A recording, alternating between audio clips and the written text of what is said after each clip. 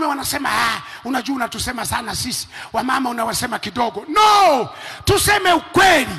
Yani kiwanda cha kutengeneza stress kwenye familia, asilimia kubwa material ya stress, sijasema yako wapi. Amen. Ndio maana jana niwaambia hata sura zetu zimekaa stress hivi. Mnaionaje sura yako ilivyokaa? Imekaa mkao wa stress. Utafuta matatizo kwenye nyumba. Ndio maana jana nikwambia mwanaume akirudi nyumbani harudi na upendo, anarudi na stress na mawazo. Umeshindaje? Salama. Za kazi salama. Anatafuta matatizo. Anaweza kahamia kwenye TV. Channel gani? Channel gani hiyo? Sisi tunaangalia taarifa ziko wapi siku hizi? Taarifa gani siku hizi? Ufisadi tu. Sasa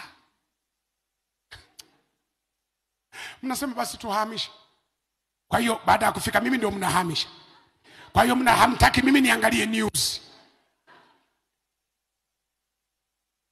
Ndio maana nilikwambia kuishi na mwanaume unatakiwa uokoke wokovu mwingine. Wokovu wa kwanza kuacha dhambi, wokovu wa pili kuishi na mwanaume. Wamama wanatabasamu kwamba ni kweli baba, ni kweli. Ni kweli. Mnafikiri nyie ndio watu rahisi kuishi na nyie?